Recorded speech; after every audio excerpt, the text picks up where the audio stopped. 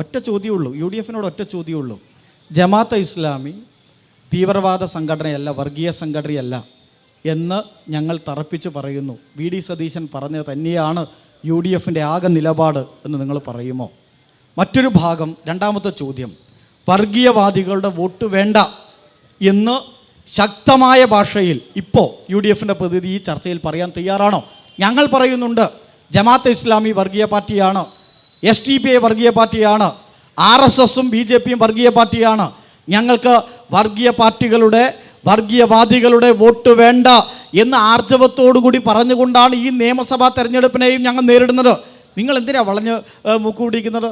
ഇവിടെ അങ്ങ് ഈ ചർച്ചയിൽ പങ്കെടുത്തുകൊണ്ട് പറഞ്ഞത് വി ഡി സതീശൻ പറഞ്ഞത് തെറ്റായ രീതിയിൽ പ്രചരിപ്പിക്കാൻ ഇടതുപക്ഷ ശ്രമം നടത്തുന്നുവെന്നാണ്. അതായത് ബഹുമാന്യനായ ജെഫ്രി മുത്തുക്കോയ തങ്ങളി ഉൾപ്പെടെ ഞങ്ങൾ സ്വാധീനിച്ച്, അങ്ങനെ ഒരു അഭിപ്രായം ഉണ്ടോ? ഞങ്ങൾ സ്വാധീനിച്ച് ഇടതുപക്ഷത്തിൻ്റെ വക്താക്കളായിട്ടാണ് അവർ പറയുന്നത് എന്ന അഭിപ്രായം യു ഡി എഫിനെ സംബന്ധിച്ചിടത്തോളം അങ്ങ് പറഞ്ഞതിൽ നിന്ന് അതാണ് കാണേണ്ടത്. എത്ര അപകടകരമായ രാഷ്ട്രീയമാണ് ശ്രീ വി ഡി സതീശൻ ഉൾപ്പെടെ ഈ തെരഞ്ഞെടുപ്പിൽ കൈകാര്യം ചെയ്യുന്നത്.